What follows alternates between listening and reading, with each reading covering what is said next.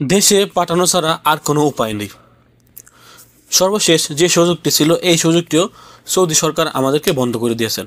প্রিয় সৌদি প্রবাসীরা, আমরা যারা সৌদি আরবে ফ্যামিলি আনতাম, আমরা কিন্তু জানি 2 দিন আগে সৌদি সরকার অনলাইনে যে জিয়ারা ভিসার মেয়াদটি বাড়ানোর সিস্টেম এটি ইতিমধ্যে বন্ধ করে দিয়েছেন। তবে বর্ডারে গিয়ে মেয়াদ বাড়ানোর যে সিস্টেমটি ছিল ওইটা কিন্তু সৌদি সরকার চালু রেখেছিল, কিন্তু এটিও গতকাল থেকে সৌদি সরকার বন্ধ করে দিয়েছেন। গতকালকে আমাদের বেশ কিছু লোক তাদের ফ্যামিলি নিয়ে তারা বর্ডারে গিয়েছিলেন মেয়াদ বাড়ানোর জন্য, কিন্তু তাদেরকে ওইখান থেকে ফেরত দেওয়া হয়েছে।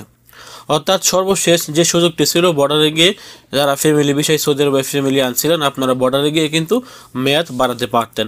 অনলাইনে না পারলেও আপনারা বর্ডারে গিয়ে মেয়াদ বাড়াতে পারতেন, কিন্তু সর্বশেষ এই নিয়মটি ইতিমধ্যে বন্ধ করে দিয়েছে।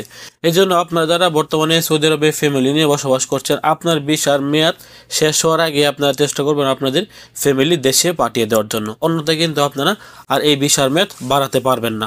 আপনার ফ্যামিলির ভিসার মেয়াদ একবার এক্সপায়ার হয়ে যায় তাহলে কিন্তু আপনার প্রচুর পরিমাণ অর্থ খরচ হবে এই সমস্যাটি সমাধান করতে।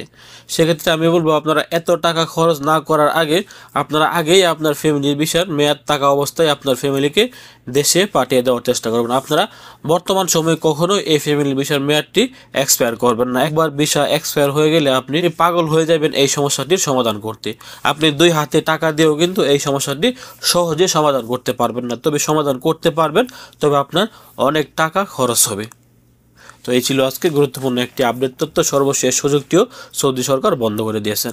ভিডিওটি শেয়ার করে সবাইকে জানিয়ে দেওয়ার চেষ্টা করুন, এবং আপনি যদি আমাদের দূরপ্রবাসী একদম নতুন হয়ে থাকেন অবশ্যই আমাদের ফেসবুক পেজ এবং ইউটিউব চ্যানেলটি সাবস্ক্রাইব করে পাশে থাকা বেল বাটনটি অন করে দিবেন।